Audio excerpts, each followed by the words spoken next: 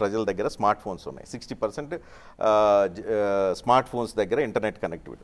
ఇన్ని సభలు పెట్టి ఇన్ని డబ్బులు వేస్ట్ చేసి జనం టైము, ట్రాఫిక్ టైము, వీటిని వేస్ట్ చేయటం ఎందుకు? శుభ్రంగా మీరు చెప్పాలనుకుంటుంది ఎటు మీరు ఏవైతే మీడియంస్ ఉన్నాయి కదా, ఆ మీడియంస్ ద్వారా సమయాన్ని యూజ్ చేసుకోవచ్చు. సరే, నేను ఇలాగ అడుగుతాను. అయితే మీరు క్రికెట్ ఉందండి, టీవీలో చూడొచ్చు, స్టేడియంలో చూడొచ్చు, తేడా లేదు ఉంటుంది కదా, అది గేమ్ కదా, ఇదైనా అంతే కదా. Politics is also ultimately psychological game, election is psychological game. ఇది ఇట్స్ డెఫినెట్లీ అ గేమ్. ఇక్కడ ఏం చేస్తున్నాం మేము అందరం కూడా, ఆల్రెడీ 90% మంది ప్రజలు మెంటల్గా మేకప్ అయి ఉంటారు, మైండ్ మేకప్ చేసుకుంటారు ఎవరు కోటేయాలో. మిగతా 10% అన్డిసైడెడ్ స్వింగ్ ఓటర్స్ ఉంటారు కదా, వారి కోసమే ఈ ప్రయాస అంతా. వారిని ఆకట్టుకోవడానికి, వారిని మా వైపు మలుపుకోవడానికి, అవతల వాళ్ళకి ఎందుకు ఓటేయకూడదు, మాకే ఎందుకు ఓటేయాలని చెప్పుకోవడానికి, కన్విన్స్ చేయడానికి, కన్విన్సింగ్గా వారితో మాట్లాడడానికి, డైరెక్ట్గా ప్రత్యక్షంగా మాట్లాడిన దానికి, టీవీలో ఫోన్లలో చూసిన దానికి తేడా ఉండదు.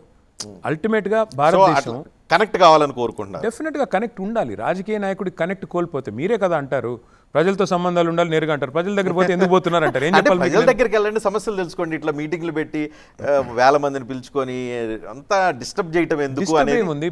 ఎన్నికలప్పుడే కదా స్వామి పోయేది, మిగతా రోజు అయితే పెట్టి మీటింగ్లు పెట్టి మిమ్మల్ని ఇబ్బంది అప్పుడు వెళ్ళి ప్రజల దగ్గరికి వెళ్ళి సమస్యలు తెలుసుకోండి, పరిష్కరించండి. శుభ్రంగా తెలుసుకుంటున్నాం. ఇప్పుడు మేము లగచర్ల మీద కొట్లాడింది మేము, మూసీ మీద కొట్లాడింది మేము, హైడ్రా మీద కొట్లాడింది మేము, సిటీ బస్ ఛార్జీలు పెంచితే కొట్లాడుతుంది మేము. బీజేపీ ఎక్కడైనా కనబడిందా మీకు పోటీలో?